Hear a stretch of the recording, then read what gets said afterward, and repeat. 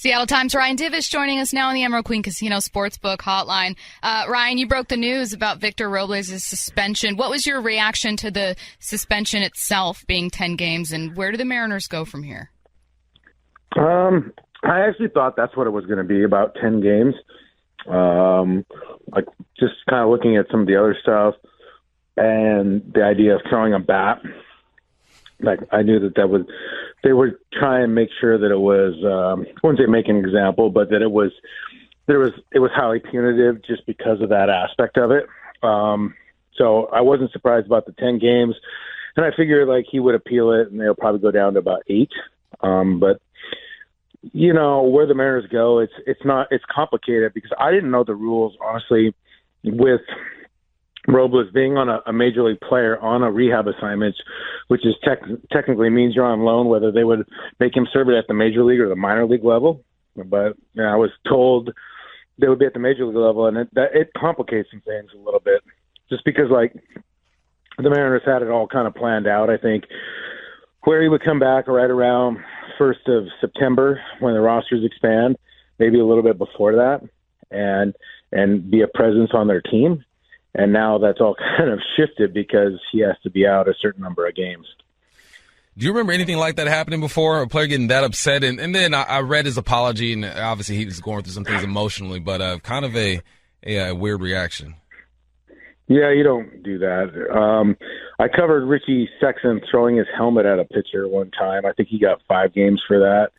But back in, I don't know, many years ago, Delman Young, who was the top prospect in all of baseball at one point, got so upset at an umpire, he went back to the dugout and threw his bat from the dugout towards home plate, and it hit the umpire, and he got 50 games. Oh, gosh. Like if Robles, so if Robles, I mean, if he throws that bat and it hits anybody on the team, on the opposing team, you know, we're probably looking at 15 games or 20 games. So, I mean, I think, you know, fans should be thankful that it didn't hit anybody. I know there are some fans trying to justify it. Well, he got hit 5 times, and so he should be upset. If you go back and watch all the games, he swung at 2 of the times he got hit with a pitch. Technically, he didn't get hit by he got hit by a pitch on the one that he got ejected on.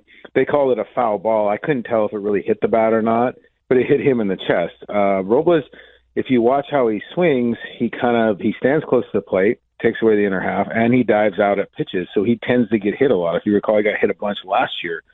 So, I mean, you know, you hit that way, you're going to get hit. Joey Estes, who hit him twice in the series, doesn't have the best command in the world. I don't think it was on purpose, because he was kind of all over the place anyways. But, yeah, I mean, it's fair to be upset that you get hit a bunch and everything like that. But, you know, it's part of the game. And, you know, once you throw a bat, that's a different thing. Like if he hits a player when he throws the bat, you know, that player rightfully, at least I was talking to some people in MLB, could have pressed charges against him. Yeah. If he gets hit, if opposing player gets hit with a bat. So, yeah, I know that, you know, and, you know, judging fan reaction based on my Twitter mentions is never a good thing, because that's, you know, you're going to get very measured responses there. Yeah, that's the lunatic fringe we're talking about right there. But no, I just think, you know, once you throw a bat, you know, and the bat is different than the helmet. The bat is, you know, often construed as a weapon. You know, you're in trouble. And I think the Mariners were pretty stunned. They're not pleased about what happened. I think they're thankful that nobody got hurt and nothing worse came out of it. But at the same time, you know, they had planned out a way to get, you know, with rosters expansion and everything else, get him back, get him playing. And now all of a sudden he can't. I mean, he's playing right now because he's appealing the suspension. But once they hear his appeal and then they make a decision on his appeal, if they decide to reduce it to 8 games or something, then once that happens, he can no longer play on his rehab assignment. He is done, and then he has to sit and wait. He can't play in any sanctioned games. He could probably play in an inter-squad scrimmage or something like that down in Arizona, or, you know, do live BPs in with Seattle, but he is not allowed to play in a sanctioned game and until his suspension is served. And so that kind of disrupts his plan to return, disrupts the Mariners' plans. It's all kind of not ideal. And once the Mariners bring him back, they cannot fill his roster spot. It's certainly not ideal. You're right. Your colleague, Mike Varell, made a really great point in his most recent column about this, saying, like, look, one thing to consider is ultimately it's not up to Robles to make or break your season. It's up to all the pieces that have been here for, 5 months without him. And I think for me, there's not much more that Cal could do. There's not much more that you could ask a couple guys to do. But I'm looking at the pitching and I'm going, all these guys are here. All these guys are healthy. It just hasn't been what it was last year. Maybe that ends up being a season we never see again. But that difference is starkly obvious when they're on the road. A, what do you think contributes to some of those home road splits when it comes to the starters? And B, what are you seeing as the biggest difference between pitching last year and this year for the starters? Yeah, well, I think some of the pitching is affected by that. Mariners haven't played very well either overall, free bases, and the Mariners pitchers are responsible for some of them. Like, Bryce mentioned the other day, gives up the 3 stolen bases, and they all hurt, when in that game. Looking at the starters, Logan specifically and George specifically, they just don't seem to have maybe the crisp command that they had a year ago, and in a way, you kind of sort of expect it because they threw more innings than they ever have before in their lives last year. And so you're seeing maybe the residual effect. Logan the command isn't there. The feel on some of his pitches isn't there. He missed, 6 weeks with the forearm strain. So, you're not going to be like pinpoint. But when he does have better command, like the start at home where he only gets through 5 on 90 some pitches, he just, they're fouling off a ton of pitches when he is in the strike zone. He's not getting the swings and misses per se when he wants to put them away, or it takes multiple pitches. He hasn't been as efficient. He'll get his strikeouts, but it's a 7-pitch strikeout versus maybe a 4-pitch strikeout or even just some soft contact. Kirby, I think I thought for the most part has been better. Didn't look great the other day. Surroundings, everything else, probably not ideal for George. I mean, I joke that George being around a bunch of screaming kids is probably not his ideal scenario for success. But, he hasn't had the command. Like, we're seeing walks from him, which I don't think is the worst thing in the world because he's trying to bury his breaking ball a little bit more and get it out of the zone and get some swing to miss. But sometimes when he does that, it's a ball right out of his hand. Like, they can recognize it's not strike to ball, it's just ball way outside. And I think that's been a problem as well, too, for him. And he's put runners on base in certain situations. He just hasn't been able to finish guys maybe the way he's wanted to. So with those two, with Castillo, I figured he was just due for maybe one of the clunker starts. He had been pretty good or pretty solid for most of the season, but, Baltimore really kind of grinded him out and forced him back into the zone and hit him hard. So I think the regression was somewhat expected because they were so unbelievably good last year. But at the same time, they're certainly not, especially with Logan and George, they're not pitching to maybe the capabilities that they're used to. And I think it's frustrating for both of them. You can hear it in their voices when they talk post game. Hey, what's more concerning for you at this point? The pitchers, the way they've been performing, or just the K rate right now for these guys, especially the last 3 games? Yeah, I mean, the strikeout rates, but that's what Christopher Sanchez does. He strikes people out. He's so kind of unpredictable with how he does stuff. And they've faced some pretty decent pitching on this road trip. They don't love hitting spin, and the kid from the Mets, the prospect, he could really throw a slider and he was able to spot it. And you kind of see the Mariners struggles with that. I just don't think they have played well at any point. And then this is a team too. Sometimes, they were down 4 and 5 runs. That's a hard thing to come back from. You can have the Dan Wilson mentality of, battle till the end and never quit and everything. But the reality is, you get down that early, you get such poor starts from your starters.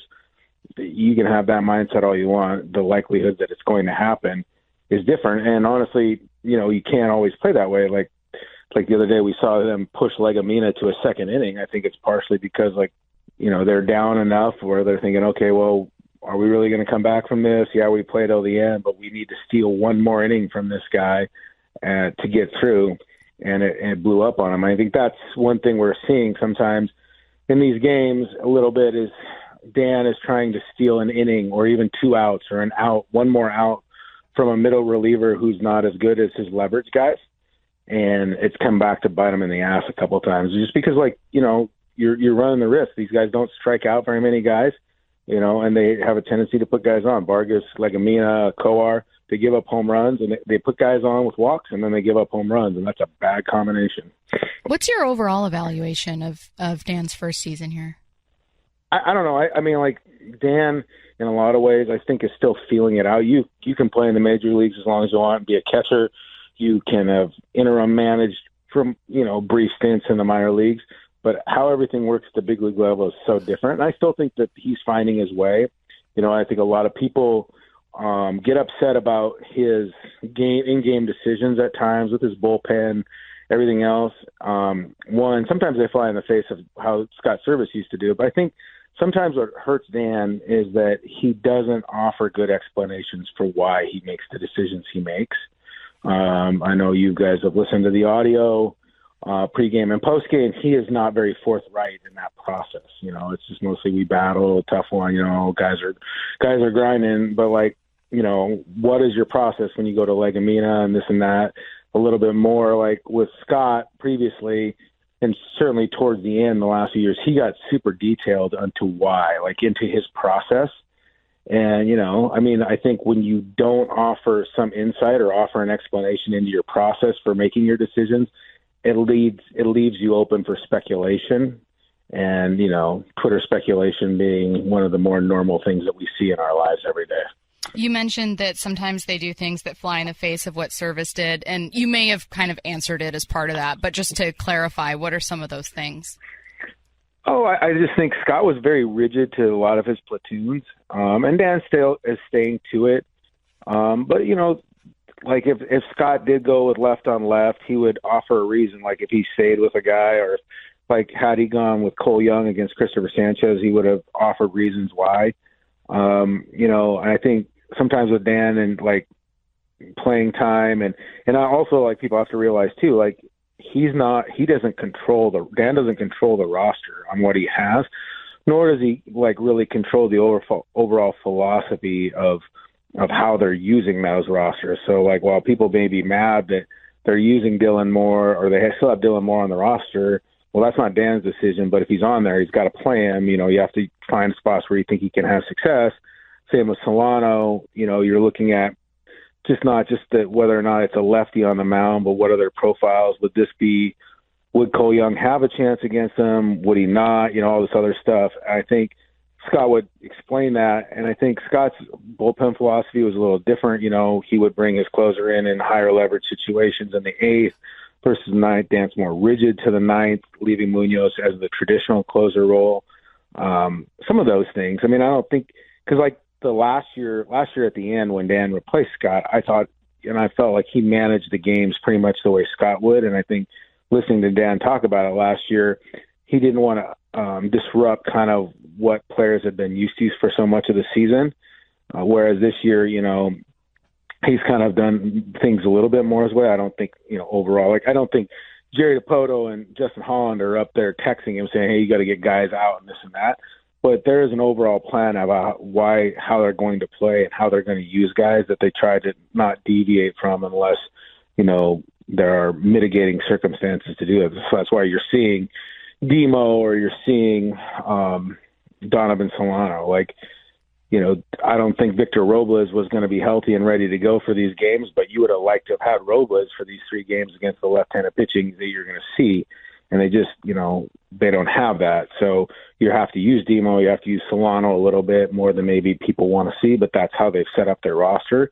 They believe that's what gives them the best chance for success, so that's what they're doing. And I don't think players really appreciate a manager that kind of goes, that riffs, or does impromptu decisions and goes on the fly. They like a little bit more structure because they prepare accordingly. So I think Dan hasn't really deviated from that a ton, but just some of the things he does, late game situations, pinch hitting and stuff like that. Scott was more apt to go to the platoon advantage or something early on, maybe where Dan has waited, or done some different things. I thought, I don't think any manager manages a game perfectly anymore, they call it running a game. You look at Francona, AJ Hinch, they're pretty good, but everybody else is kind of about the same.